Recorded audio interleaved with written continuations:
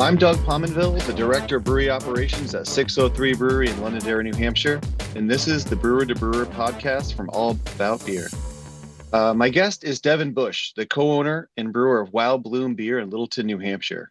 And he is here for a conversation that goes beyond the brew house and into topics that matter to brewing professionals and curious beer drinkers. First, please visit allaboutbeer.com and follow on social medias at allaboutbeer. And to support journalism in the beer space, check out allaboutbeer.com/support. We'll get into the conversation in just a moment.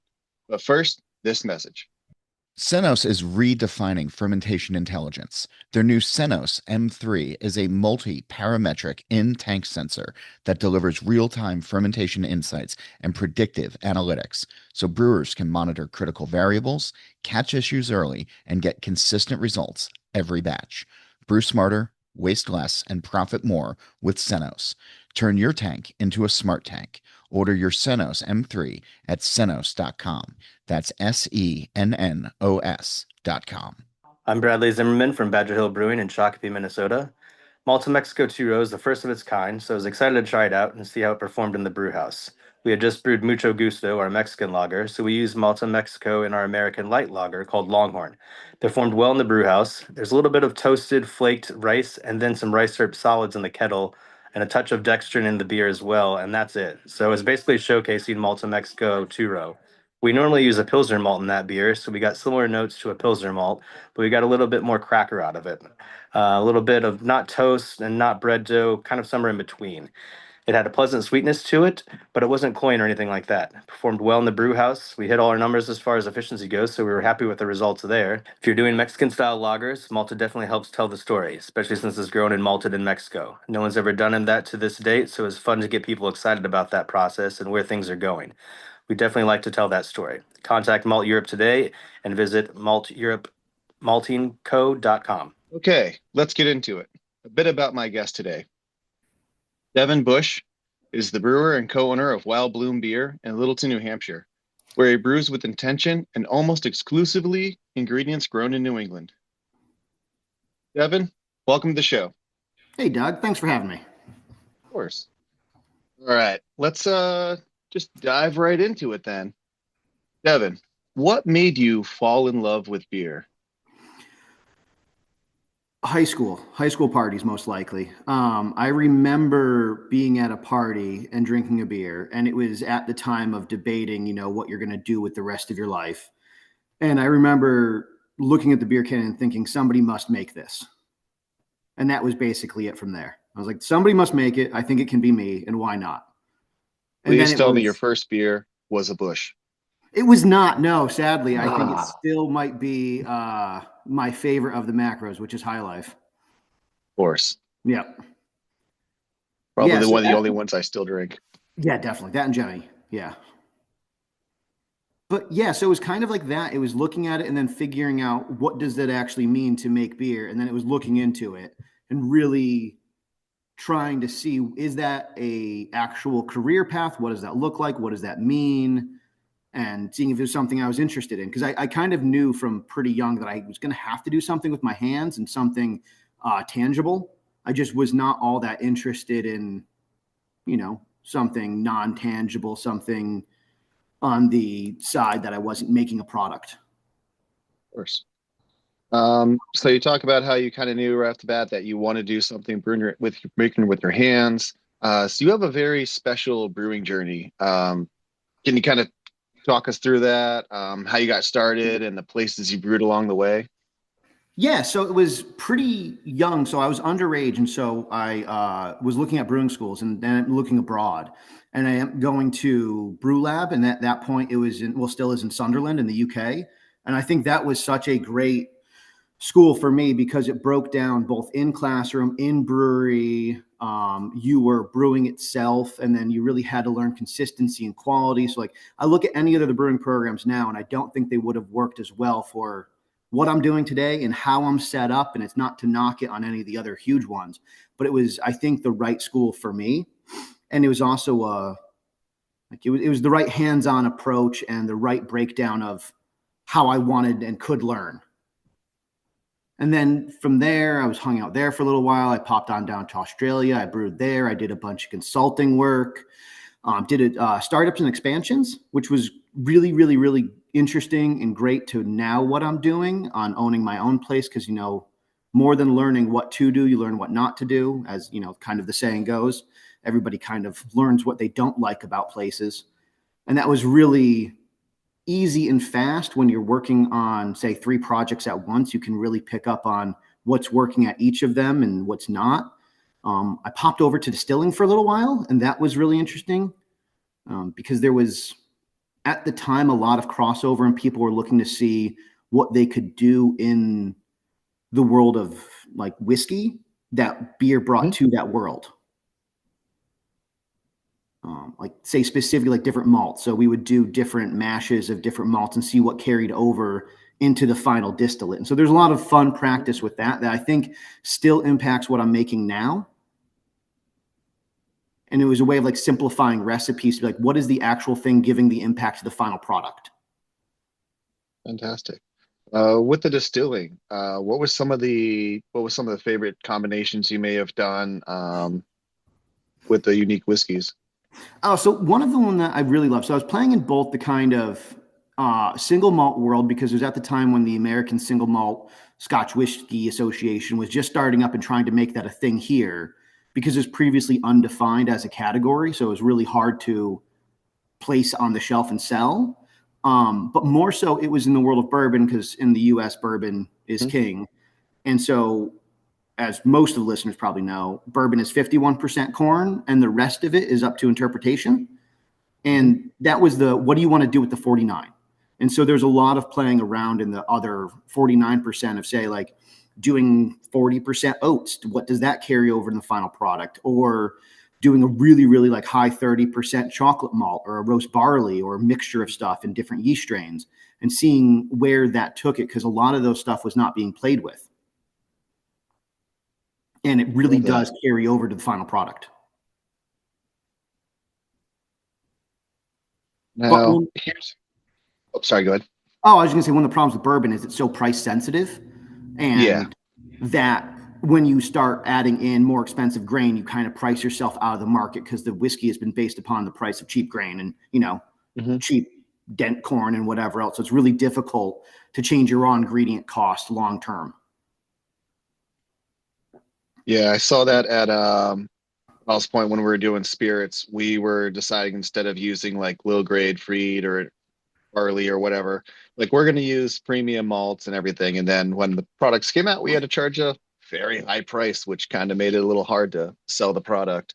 But yeah, it really did. And so there's a world there I think you could plan like, you know, like the oated bourbon was one that really worked because oats you could get just as, you know, fairly cheap. So it wasn't the same as using, you know, like a crazy amount of specialty grains or whatever else. The other thing we were playing around with is yeast strains a lot, which I know that that's become far more commonplace now in the craft sector. But it was like a lot of Saison strains to be like what flavors pull over in the final product. Because, you know, with bourbon, you're looking for weird and funky going into barrel.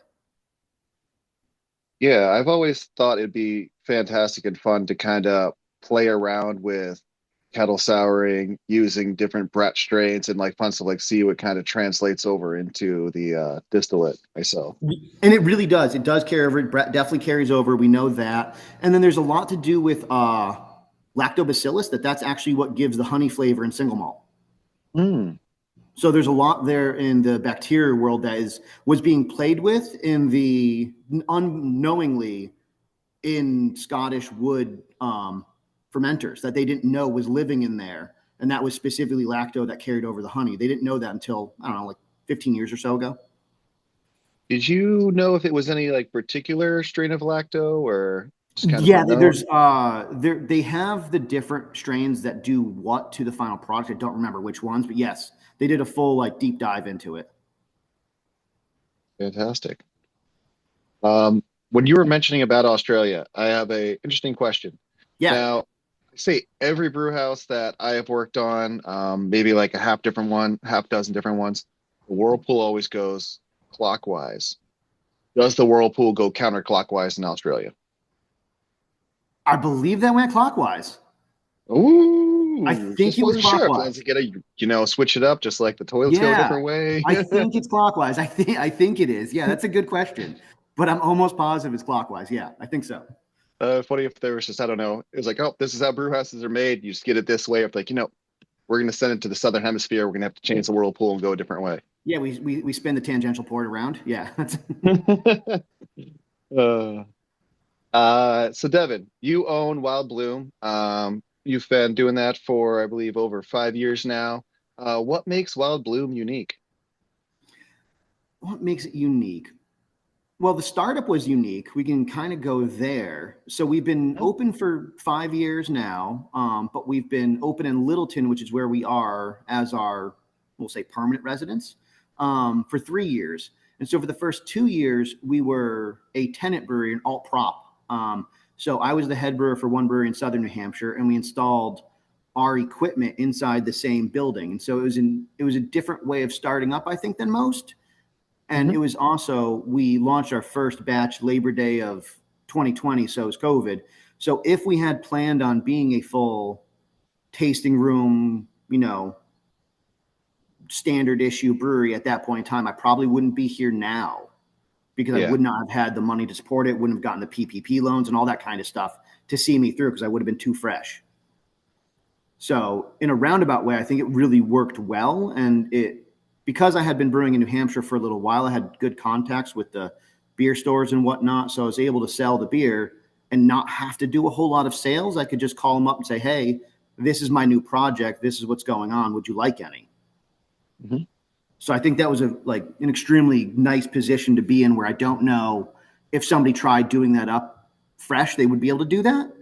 And then it was working our way to opening up our own spot, doing it in stages because we've done it without investors and grown organically. So it was a way of not having to take on huge amount of debt or investors and really grow in a way that made sense for us. And like we mentioned earlier, that we almost brew, I think it's 99% right now with ingredients grown in New England. So that's a little bit different than some other place. We're now seeing that pop up a little bit more, which is great because the quality is excellent. All right, that actually helps segue into my next question. Devin, what do you like about brewing with locally grown ingredients? And is there anything special about New England's terroir that you maybe don't see somewhere else in the country or rest of the world? Yeah, so the easiest difference to showcase what's the difference between ingredients grown here versus elsewhere is actually with the hops. We have very specific flavor and hops here that exist nowhere else that I have found. One example I talk about all the time is New England grown Cascade, pops Hmm. of candied orange, where elsewhere it's, orange blossom or this or that. But like Nugget's another one. So Four Star Farm down in Mass actually renamed their Nugget because calling it Nugget didn't exactly give it the oomph it desired because it's this like almost lime zest character that obviously traditional Nugget doesn't get. So it's like whatever kind of thing that was lurking behind the main flavor grown somewhere else is kind of what pops a little bit and almost like a zesty candied citrus flavor. And so like we have that here, which is obviously very cool. So I really like to showcase that in a lot of different beers. But also the grain itself um, is just, I think, at this point in time, pretty close to second to none in quality. Like we're Hmm. growing incredible barley here. Um, like say I use almost exclusively made malt house for our base malt, and they're all non-GMO, non-glyphosate, all the nice, wonderful things that you would hope would happen, and they're doing that here, and so they're not taking stuff out of the soil, they're adding stuff back in, and so it's just sort of like a really nice, healthy barley that attributes incredible flavor. And Now, do you see the barley here? Is it a little plumper or is it a little bit smaller? no, it depends upon the varietal, but they're currently growing mostly Newdale up in northern Maine, and it's very plump, it's very nice, and because they're growing mostly the single varietal, there isn't that major problem in having renegotiate your mill every single Oh, time you're getting malt in, fantastic. as it used to be with local malt. You never knew the Hmm. varietal, so you were constantly making adjustments and doing like crush test and all that, where we don't have to do that nearly as much. And it's also, they're small enough that if I'm saying, hey, I'm looking for this type of malt, I want this specific flavor, and I'm looking for, these specs, they can then Hmm. malt to that spec. Oh, that's fantastic. Yeah, and as they grow, they add more to their range, and that's with all the maltsters up here. Like Blue Ox is doing really cool things. They've undergrown a huge expansion in the last few years, and they're pulling grain from essentially the same area, which is northern Maine. Um, and I just like I think one of them. I don't know if this is just my assumption on this is that most North American grown barley is a 90-day growing season, I believe.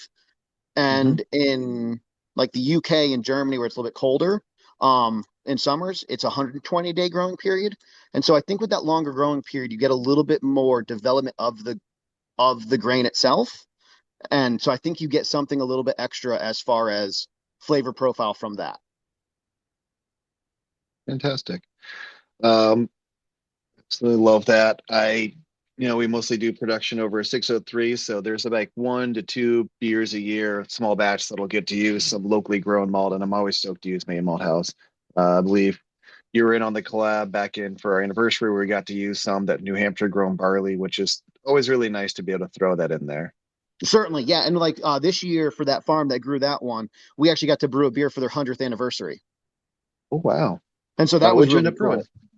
cool. We ended up brewing, they wanted, because, they're farmers in New England and this and that, they wanted a really nice, easy drinking lager that showcased the grain. So I did a sort of like Helles Vienna-ish type hybrid. Hmm. And that was really lovely and it went over well. And, it was nice because they took most of the whole batch just for their party. Well, that really showcases, the malt. It showcases your skills. I always like to talk about how cheat you want to go to a brewery and judge them off of their light lager, their Helles, their American lager, because that's their cheese pizza. You don't have any toppings to kind of hide anything. You're gonna taste how you use that malt. You're gonna taste your techniques in the cellar and really showcase what you're doing. And I think that goes to so much of what I'm trying to do here, which is really showcase ingredient flavor. Because after trying stuff and the different things we had here, because we wouldn't be able to do Wild Bloom now in the way that it is 10 years ago because we weren't growing the ingredients here as well as we were. We didn't have the malt house that was good. We weren't growing hops that were of the same quality. So I think if we didn't have that, Wild Bloom would be very different. And I don't know what it would look like. It would probably look more like your standard issue brewery somewhere else as far as flavor profile. And, if I was brewing an English beer, I'd be sourcing, Simpson or Crisp or something like that. Mhm. If it was a Helles, I'd be like, sourcing Environment, whatever the case may be. But instead now I get to look and say, okay, we're looking at this beer. What do we want the grain to actually taste like? So it's kind of made me think a little bit deeper about ingredients than prior, where it was not the easy button, but you're making, you know, this beer, you buy this grain, it's what you do. Instead, no, I'm researching into what makes that grain that thing and how do I get that flavor into the beer now? I love that. It's funny. It almost seems like you're doing something new by trying to use all locally grown ingredients, but that's how brewing started. I mean, there was no transportation of getting somewhere else. You used your local water source. You malted your own barley that you may have brewed, and whatever hops you're using, all of everything that was your little town was doing, and that's how we got a bunch of unique styles today. So just looking at how who knows, maybe in a few decades, like, hey, have you had that X beer, which was basically made by Wild Bloom up in Littleton by brewing only locally made ingredients in New England? Uh, Right. And it kind of sets interesting guardrails on beers that I can brew, and I don't hate that at all. Like it's kind of nice in that way to set those things, be like, well, how do I get to the flavor that I want? How do I reverse engineer to the outcome I'm looking for because of that? Or you try something and say, well, I have to brew with this now because this is here. Like that's a really nice thing too. I really think so it was a trip to Thomas Fawcett that kind of started making me think about that. And I remember they're like, oh yeah, and this grain comes from this farm at this field, and this one comes from here. And obviously it gets blended and whatever. But prior to that, I don't think I ever considered where the product was grown. It just, it just came. mhm. It was just there. And so I never thought about like, well, why isn't it a thing that I know the farmers? Why are we not, you know, talking about them a little bit more? Why are we not making sure the money goes to the farms that are growing it and we work with them? So that really changed my mindset quite a bit after being like, oh yeah, that's dumb. Why don't we do that? I feel that it's totally looked over a lot in brewers. Brewers might just kind of hyper focus on where their hops are growing, doing hop selection, checking all that out.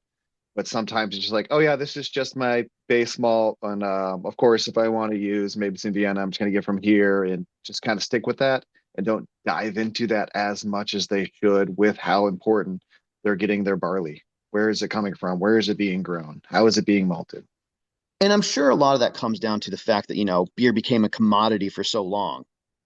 And that idea of it being a commodity trickled down to the smaller brewers. And it's like now we're rebuilding that infrastructure of local malt houses and things like that. Also, if you're in Florida, there is no local malt house. You're not going to grow barley in Florida. Hmm. So maybe it's a thing that's hard to translate across the brewing sector because ingredients are so widely available. But here in New England, where we grow incredible barley and great hops, like I don't know why you wouldn't at least look there. Like you said, you're at a large production brewery, you have beer on grocery store shelves. There's a lot Hmm. of things that you have to do to play around with price to make sure you hit that. And maybe locally grown doesn't fulfill all of it, but for some of it, it does. So why not look at those times when you can? Absolutely. All right. I think that's actually a good spot right now for us to take a quick break. Um, we're going to take a short break for this message, and then we'll come right back for more of this conversation with Devin Bush of Wild Bloom Beer. Sennos is redefining fermentation intelligence. Their new Sennos M3 is a multi-parametric in-tank sensor that delivers real-time fermentation insights and predictive analytics, so brewers can monitor critical variables, catch issues early, and get consistent results every batch. Brew smarter, waste less, and profit more with Sennos. Turn your tank into a smart tank. Order your Sennos M3 at sennos.com. That's SENNOS.com. I'm Bradley Zimmerman from Badger Hill Brewing in Shakopee, Minnesota. Malta Mexico 2 is the first of its kind, so I was excited to try it out and see how it performed in the brew house. We had just brewed Mucho Gusto, our Mexican lager, so we used Malta Mexico in our American light lager called Longhorn. Performed well in the brew house. There's a little bit of toasted, flaked rice and then some rice syrup solids in the kettle and a touch of dextrin in the beer as well, and that's it. So it's basically showcasing Malta Mexico 2. We normally use a Pilsner malt in that beer, so we got similar notes to a Pilsner malt, but we got a little bit more cracker out of it. A little bit of not toast and not bread dough, kind of somewhere in between. It had a pleasant sweetness to it, but it wasn't cloying or anything like that. Performed well in the brew house. We hit all our numbers as far as efficiency goes, so we were happy with the results there. If you're doing Mexican style lagers, Malta definitely helps tell the story, especially since it's grown and malted in Mexico. No one's ever done that to this date, so it's fun to get people excited about that process and where things are going. We definitely like to tell that story. Contact Malt Europe today and visit maltingco.com. All right, welcome back, everybody. I'm with Devin Bush here from Wild Bloom Beer, and we're having a fun conversation about beer. Now, we've talked a lot about local ingredients and what they can impart and kind of enhancing your beers and making something unique. You've done a lot of work with sensory training. Can you give some advice, maybe two to three things someone can do to set up something at their own brewery, or even, I don't know, something a little beyond that? Yeah, absolutely. So one of the things that I think you need to do with your staff is obviously have them trained up on the beers that you're performing, that you're brewing, and that especially your year rounders. Like your one offs are great; they should know about those, but they need to know where the year rounders live. But it's difficult to get everybody involved, especially in today's world where maybe not everybody there is super interested in beer, and they may be working there because it's a job. So the question of like how do you get your staff involved, I think, is a really poignant one now. And I think the answer is to gamify it, make it fun. You have to make it so that everybody wants to participate. And so you can do that in different ways of obviously like, play games with it, challenge people to, whatever, give away prizes if that's things that you want to do. I really love to introduce other styles out of like drinking out of black glasses so you can't see anything out of it. And so, you Mhm. start asking people what they're getting in this and that, but you have to make it so that no one feels dumb because the second someone feels dumb, they're never going to open up in sensory again. And I think that's really big is that you have to let people be wrong, which, if you're right in sensory 70% of the time, you're kind of killing it. So that's one of the things for me is that like you have to make it fun for your staff. And on that same note, if you're someone like me, that is extremely tall, doesn't have staff really. Um, bring bring in your regulars. They know your beers. Like there's a good chance they drink one or two of your beers far more than you ever do. So bring them in and have them talk about it. Have them say what's different batch to batch. Have them get involved in the sensory side. Have them be flavor trained on stuff. And then they're more invested in your brand as well. So that's a really easy way for small places to do it. The last thing I think I'd say is that for me that like I find makes all the difference is I make it visual. So Mhm. after I will do full sensory on, I do a full sensory analysis on every beer, every batch that comes out, and I keep notes on it. And one of the things I do every time is I make a spider graph of it. So I have I fill out numerically where things fall in different categories. I'll have different categories for different beers. So hoppy ones will have different than say a dark beer. And then I plot it on a spider graph. And so then I can compare batch to batch and say, why was this one slightly more this or less this than what it was a Interesting. year ago? Things like that. And I specifically make sure I do that for us on beers that are showcasing like that 1 to 2 ingredient, like we were talking about, Yeah. because that will change season to season for us. Because being a little bit more agrarian of a brewery, we will see those natural changes in hop. So maybe the single hop that gave me the note that I loved last year, I might need Mhm. to add in a little bit more of a different one if I want to keep the same profile, or I might find something else that I love and I want to make sure I have notes on that. Mhm.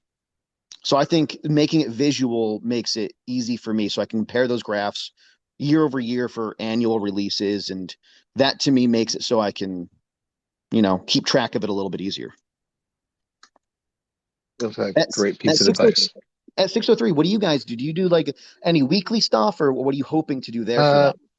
we are more like bi-weekly. Yep. I know a lot of people like to focus on off flavor all the Mm-hmm. time, looking for what's wrong, what's bad all the time, but I like to stress for on flavor as well. Um, 100%. Yes. We, just we over because index on off flavor.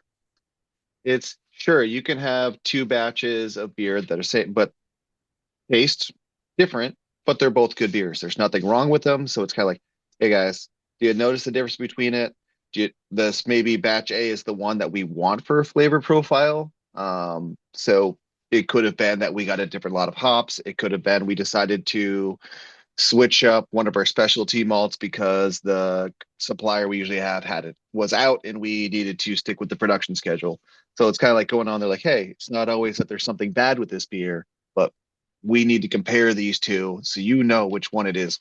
Um, Big fan of doing the triangle test, Yep. Yep. just to make That's right. sure that anybody doesn't know a triangle test, you're going to have two samples that are same, one that is different.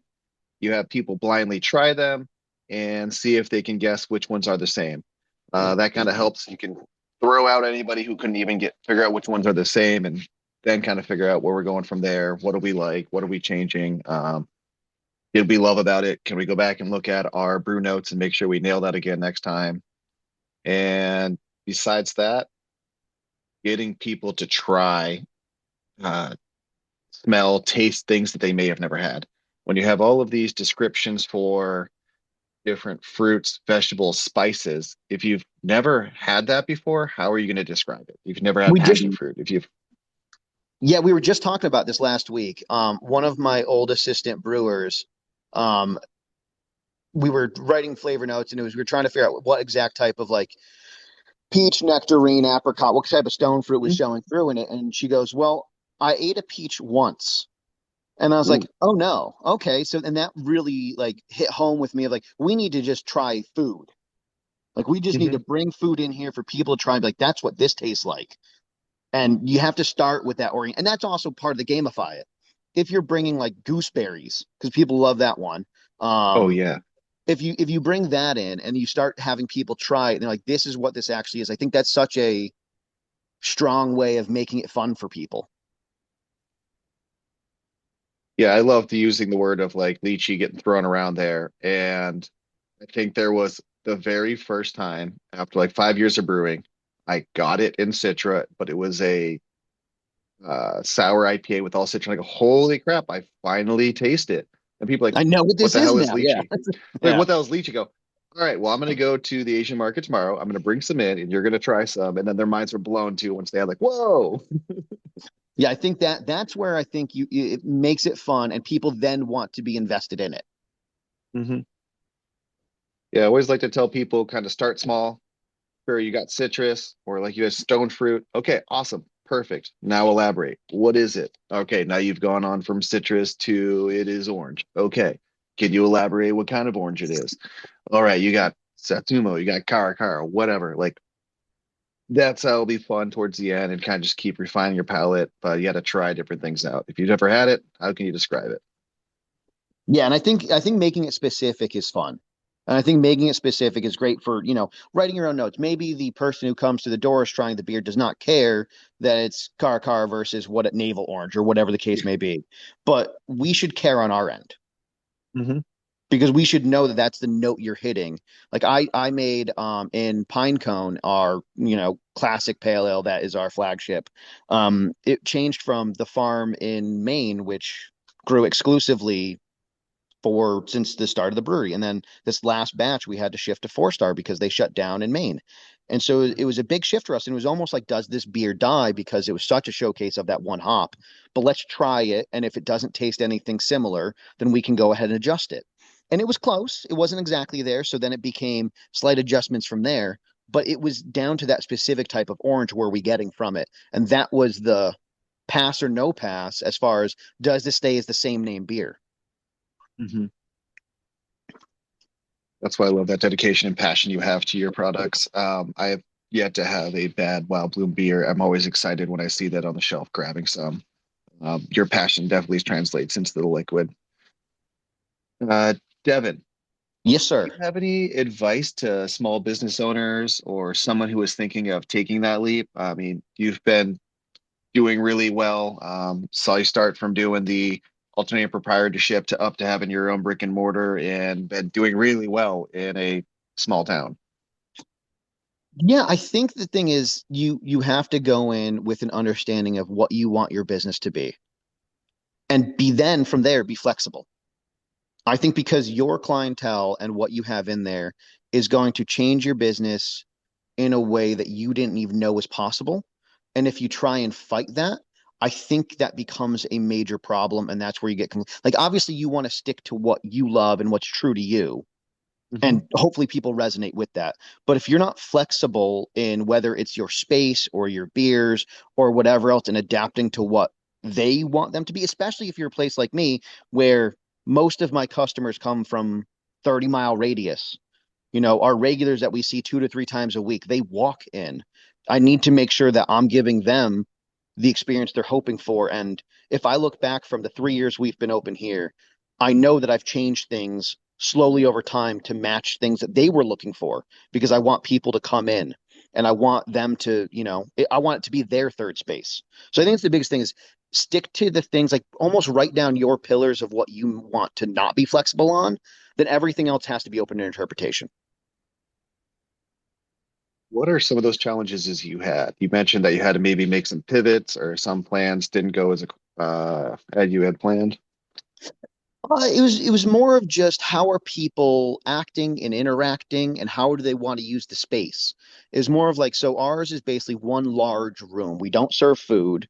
So it's like how do people want to use the space? How do they want to interact? And it ended up being we need to structure far more things that it wasn't just hey, come here and make it your own. People wanted far more structure than I would have thought. They want to say this is what you do when you're here in this side, this is what you do here, and that was definitely a change because I would have been like, oh yeah, I like to go somewhere, I like to hang out with my friends. But I think in today's world people almost want a reason to go out, so we're doing far more events than we ever thought we would. But at the same time, our regulars are the ones running a lot of the events. Oh, Yeah, like we're like they're coming up and saying, hey, we want to do a craft night, we want to run it, what nights work best for us to do it here. And that just came from listening to them be like, sure, why not do that? Like our run club is, I wouldn't have the time. Obviously, I'm behind the bar too. Like I wouldn't have the time to do that and then go lead run club. I don't want to run right now, anyways. But they do, and they want to run year round. and that they set the trail, they send us the map, they do it. Like really lean on the people that call your place their second home. And that I think has been the best success is identifying the people that really bought into what you're doing and trusting them. That's some great advice. Definitely leaning into what your customers do, and that's awesome that you have some great customers. Like, hey, we know what we want to do. We'd like to set it up here. I know there's so many breweries out there and tap rooms for people to choose, and it's trying to like, okay, what makes you unique? What can you do for events? We do something similar, trying to find out some events, something maybe a trivia once a month, or trying something new. We had a group of people like, hey, you cool if we set up for like 3 to 4 hours and do D&D? And they say like, you know what? If you're ordering drinks, you can do whatever you want. We'll make sure we reserve the space every week for you. So it's, yeah, just lean into what your customers want to do. That's sound advice there. Yeah, we had a whole group of people that were in here painting models the other day. Nice. Like, sure, have fun. And then there's the other side of you also, for us at least, we put a line. It depends upon what business you are, how you want to run it. But we also kind of have to make sure they are customers as well, because that can get taken advantage of pretty easily. Like we've had people that try and, set up game nights and none of them drink. And as a place that doesn't serve food, we only make our money on selling drinks. We also can't get taken advantage of by being a free space to hang out. That's what maybe the library's for. Yeah. And so like setting those lines of like, what is your expectation for when a customer comes in, and defining that, and that I think is important as well, because it's really easy to get taken advantage of. And you see like certain breweries are outrageously like kid friendly. They set up playgrounds and this and that, and that's great, especially with huge outdoor spaces. I'm sure you as a newer dad are discovering which places are good for that. Yeah. As a dad too, I do a little on either side. Like I'll bring my son somewhere, but it's I'm going to stick with him the whole time. I'm not going to just let him run around. I know the breweries that I go to that they'll have a kid-friendly area, and I know the places that are going to be completely mobbed. And I'm like, I don't want to do that. That's stressful. Why would you want to bring your kid there at that time? Yeah, that's but yeah, that's the difference of you being a good dad. That's actually a question I had for you is how has being a dad changed your perspective a little bit since, I think every brewer wants to, you feel ambitious about things you want to do in the industry and whatever else. And you've kind of, I feel like you've hit most of those points you've wanted to as in your career path. You're doing very well. Has a kid changed any of that for you? I like how you just reversed it on me. The old classic Uno reverse. Well, it has changed a little bit, my perspective. I can be a little bit more patient when I'm out. If I see a kid upset, but I'm not upset at the kid. I'm usually upset at the parent. I'm like, are they paying attention to him? What does that kid need? Do you need a snack? I always have snacks on me now. I think it has also helped me as a manager of being more patient with them, asking more questions, and not always assuming the worst. So that's been kind of nice. Uh, I definitely do not go out nearly as much as I used to. I'm lucky if it's once a week or once every other week. And it is good to have those few places that I can bring my child. I do bring him a lot with where I go. He's kind of great treating him that way. But yeah, there's definitely some compromises. It's no, I'm not going to World Beer Cup every year. And maybe I'm not going and doing as much traveling. I mean, first big hit was we had been planning to go to Germany for my 40th for like Mhm. 5 years. And then we're like, we're gonna bring the kid. And then I was like last week, like, no, I don't really know if this is financially smart to be spending all this money on this trip to go to Oktoberfest and travel around to a few other countries while we're out there. So we kind of didn't, but then all of our friends from San Diego still went. And I was like, oh, that sucks. Yeah, that's a tough one. That's one of those real FOMO moments, I'm sure. But I wouldn't trade it for anything. That whole cliche. He's definitely the coolest guy I've ever met, and I freaking love every moment of it. I think it's the only thing that has ever eclipsed like winning some like fun awards or whatever for beer and like being recognized or doing cool stuff. It's like, oh, this kid does some really cool stuff. Um, but, which is funny because without beer, I wouldn't even have him because my wife fell in love with some of the beers I made and that's introduced each other and blah, blah, blah. So That makes he's here sense. And because of beer. yeah. Um, Which is great. all And I right. mean that makes so much sense to me from that angle. And it's like I look at the parents. The reason I thought about this, I look at the parents that come here regularly with their kid, and it's because obviously, like I know you and Teresa, and Mhm. people are so generally they're so good with their kids out. We don't have the usually really misbehaving ones because I don't think they'd be regulars here. Um, but it's so nice to see families out and about at breweries behaving well. I guess I'll always add that caveat. And it's just It's one of those things same. that it's really nice to see. It's a similar philosophy I have to bringing your dog out. Um, I have a couple huskies. When I lived in San Diego, I would bring my dog to a lot of breweries, but it would be similar rules. They'd have to go to a place where they're welcome and not super busy because that's stressful for them, stressful for me. And as long as they're well behaved, I mean, if your dog's off leash running around, if your kid's running around not being watched, that's not cool. If your dog is obsessively barking, that's not cool. If your kid's crying, read the room, pay attention to your child, comfort them. Maybe walk outside for a minute, find out if you have to leave, close your tab out if you have to. I've been there, had to do that. Like, I don't know what's going on. He's upset. We tried. All right, we're gonna close the tab and we're gonna go. And as soon as you get in the car, he's cool. Like, all right, bud, let's go do something I guess else. that's the way we're doing it. Yeah, that's fine. Yeah. So yeah, look at the same thing. Your fur babies are your babies. Do the same thing. Treat them well. Don't let them go crazy in the tap room. All right, gonna switch it up a little bit here. You have a fantastic palate, as we've kind of talked about, and unique ingredients and everything else. And as much as people love to pair wine with food, I've always loved beer being a much better pairing with food. If you were to Yes. plan your ultimate beer dinner, what are some pairings and guests you'd like to be there? They could be products that you make or products that you've just loved along your brewing journey. Oh, that's a good one. So I've been drinking a lot of so our Christmas beer this year was an old ale. Um, which is crazy because it's our number one selling beer right now. Obviously it's seasonally, but still an old ale, which is wild that's selling that well. So I'd have to actually right now, it's been drinking a lot of Theakstons. So Old Mhm. Peculiar, I think, would be on my list right now because of how much I'm loving that beer.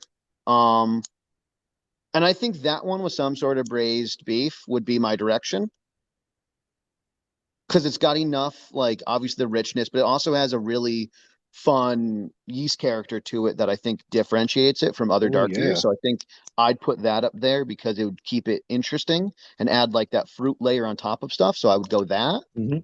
Um, it is also the time of year for celebration, so I'd probably pair celebration up with something too. That might just be drinking on its own. That might just be with another That's celebration though. just your starter. It's like, hey, here's Yeah, your welcome beer.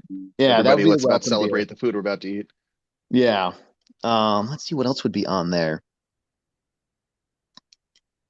Allagash White should be on every pairing menu, I believe, if you're going like globally in that direction. Mhm. And I am very allergic to seafood, as I know that's the classic pairing, but I like Allagash White with a like a lighter pasta dish. Ooh, okay. Yep, that's like one of my favorite ones. Not a red sauce, but whether it be a cream Yeah, sauce or we're yeah. talking about some sort of like olive oil based thing. That's the direction I like to go with Allagash White. That's a like a real favorite of mine. Yeah, that sounds fantastic. Yeah. What else would be on the list?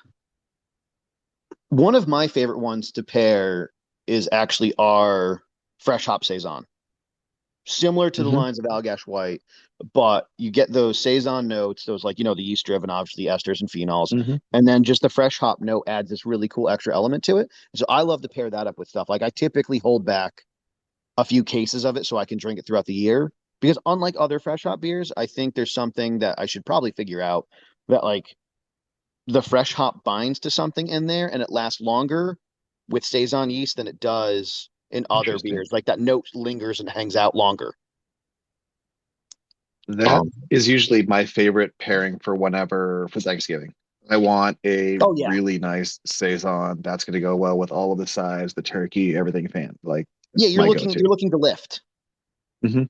Yeah, you're looking to lift at that point. And I think on that, like I think the reason why beer for so many things pairs much better is honestly because like carbonation itself. I want to lift off the food a little bit more. Like I want to like feel refreshed after instead of it just lingering and being heavy. Like I want to be ready for the next bite. What else would I Fantastic. put on And the list? Yeah, dessert I'd probably go with, um for me personally, like a higher ABV Belgian in that direction. Mhm. I think I'd go that direction. Yep. With some Now sort of looking pie. at like a golden, or are you going for like a Seasonal. dark Summer would be a strong? golden, winter would be like a quad, that sort of thing. Mhm. Yep. But go that direction, and I think pie. Pie, I think, is probably my favorite dessert. So we'll go that way. You can never go wrong with pie. No, you And that cannot. sounds Yeah. like a fan. Who would you like to have at this beer dinner? Oh, if it's anybody, um, Anybody. so we're gonna start off with Benjamin Franklin. He'd be my number one. Um, Jimmy Chin. Do you know who he is? Not familiar. He's a participatory photographer. He's a Nat Geo photographer. He's done expeditions all over the world, and he goes along with everybody that does the expedition. But he also then has on his 100 pounds of camera gear, Oh, Jim. and so he's along for the ride. But he's in it as well, and he's lived a fascinating life because of that. And I think I would bring him along. He does all the planning. He'll do like all the planning for the stuff that the athletes will do, but he's along for the ride on top of the planning, on top of the photography and all of that. And I think that's a fascinating angle. Because he has to be just as good and better than everybody else, but he's not the showcase. I think that's a really interesting human. Um, Mike Rowe, I think, is a fascinating listen as well. Yep. Let's see who else would be on there. In the brewing world, I think there'd be some really fun people to talk to. Like I'd want to almost, if it was to not be just like, weird ass people from wherever that I'm thinking of, I would almost want to, if we're going to go like a beer dinner and it's going to talk industry, I'd almost like to take somebody from different size breweries. So we're going to pick like large, medium, small. And Mhm. then I'd like to have them from around the country or even globally and talk the differences in markets. Cause I think we're now getting to that point that like New England acts very differently than say the Midwest. That acts very differently Yep. than Pacific Northwest. And I think those regional differences are going to be really interesting to explore coming up because I feel like we started getting very homogenous and I think we're going back the way of more regional. So I think that would be one. I'd have to think, look up to see who's where. But I think having different sizes represented and figuring out what those regional differences are would be fascinating right now. That sounds like a great beer dinner. And let me know when there's tickets available. I'll be purchasing two right away. Um, you make sure you have plenty for Ben Franklin. I think that guy loved his beer. I think so, yeah.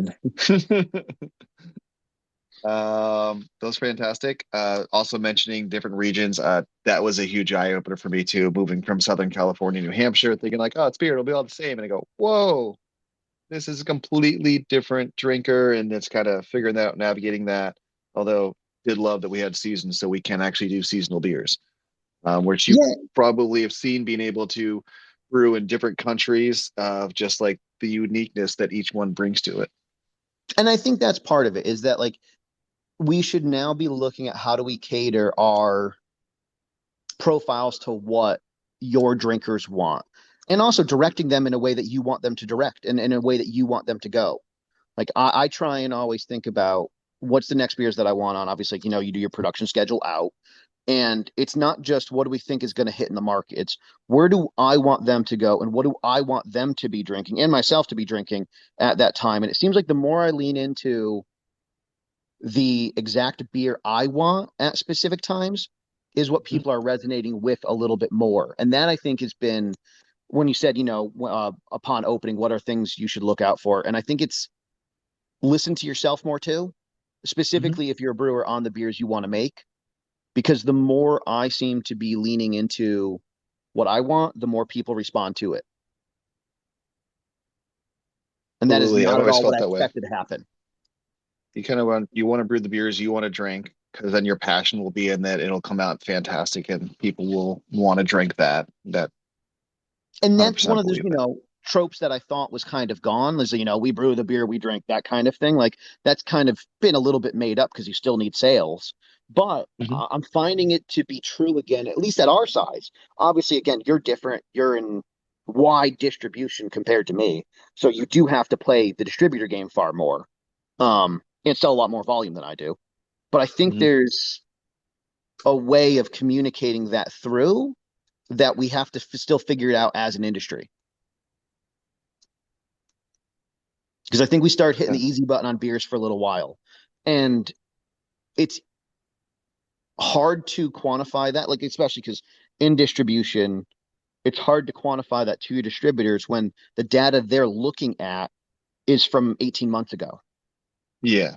So how do you forecast out the next thing that you want to do when they're looking backwards? And that's something I think, we need to work on as an industry.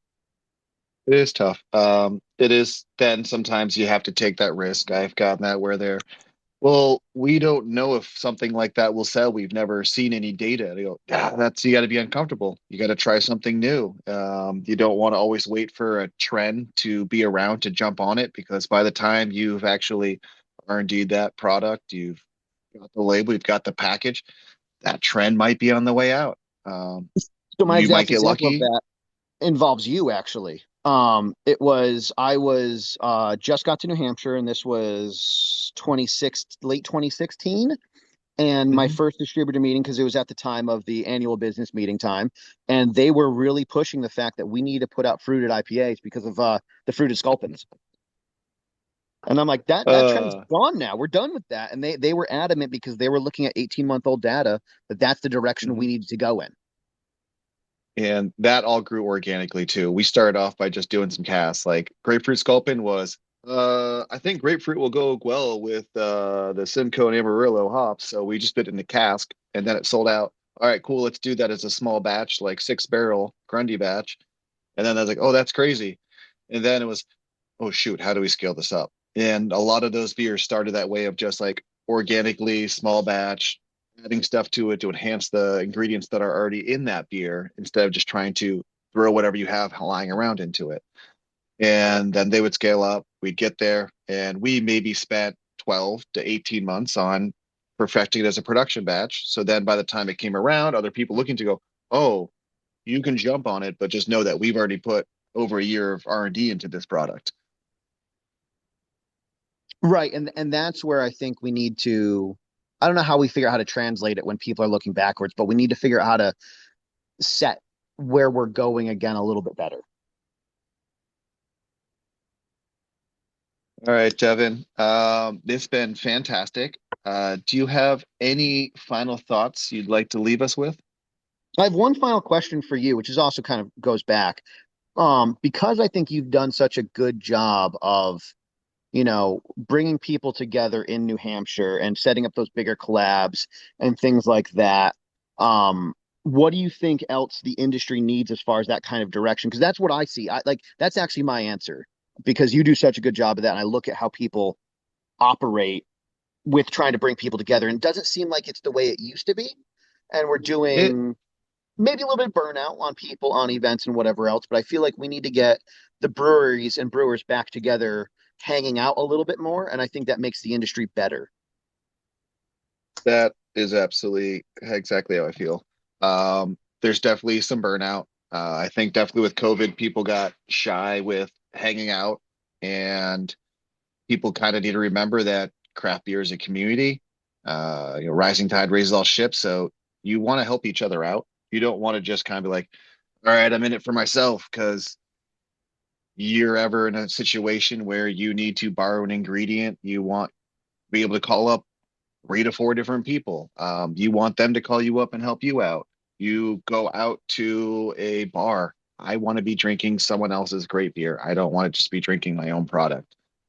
So I think you kind of have to be vulnerable. You have to put yourself out there. Don't put yourself on an island.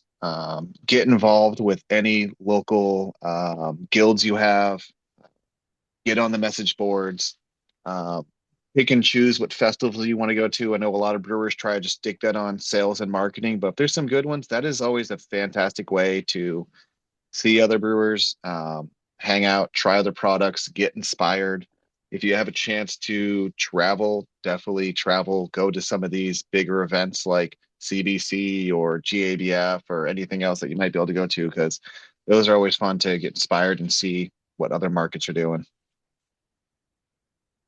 Yeah, I really agree with that. I think there's, and I think especially in where we're now, 9,500 breweries or whatever it is, and whatever percentage of them, 95% of them are under 500 barrels or 1,000 barrels, whatever the case may be. You need to structure time to get out of your own four walls. Mhm. And I think that's really important to do, to get out there and look around and see what other people are doing, so you don't get just trapped into like, these are the beers I'm making, this what's happening. Go out there and try other beers and get excited about beer again. Like, I never want to, like, I've been to a few spots recently where I felt as though the brewers were not excited at all, and then after we talk, they seem to get excited again. So I think that's what Mhm. we need those conversations. That about wraps it up. Um, Devin will be back on the next episode of this show as the host, having a conversation with the brewer of his choosing. That will be on air next week, so make sure to tune in for that. Just a reminder, visit allaboutbeer.com and follow on social media, All About Beer. To support journalism in this beer space, check out allaboutbeer.com/support. I'm Doug Pominville, the Director of Brewery Operations at 603 Brewery in Londonderry, New Hampshire. Thank you for listening to the Brewer to Brewer podcast. Sennos is redefining fermentation intelligence. Their new Sennos M3 is a multi-parametric in-tank sensor that delivers real-time fermentation insights and predictive analytics, so brewers can monitor critical variables, catch issues early, and get consistent results every batch. Brew smarter, waste less, and profit more with Sennos. Turn your tank into a smart tank. Order your Sennos M3 at sennos.com. That's SENNOS.com. I'm Bradley Zimmerman from Badger Hill Brewing in Shakopee, Minnesota. Malta Mexico 2 is the first of its kind, so I was excited to try it out and see how it performed in the brew house. We had just brewed Mucho Gusto, our Mexican lager, so we used Malta Mexico in our American light lager called Longhorn. Performed well in the brew house. There's a little bit of toasted, flaked rice and then some rice syrup solids in the kettle and a touch of dextrin in the beer as well, and that's it. So it's basically showcasing Malta Mexico 2. We normally use a Pilsner malt in that beer, so we got similar notes to a Pilsner malt, but we got a little bit more cracker out of it. A little bit of not toast and not bread dough, kind of somewhere in between. It had a pleasant sweetness to it, but it wasn't cloying or anything like that. Performed well in the brew house. We hit all our numbers as far as efficiency goes, so we were happy with the results there. If you're doing Mexican style lagers, Malta definitely helps tell the story, especially since it's grown and malted in Mexico. No one's ever done that to this date, so it's fun to get people excited about that process and where things are going. We definitely like to tell that story. Contact Malt Europe today and visit maltingco.com.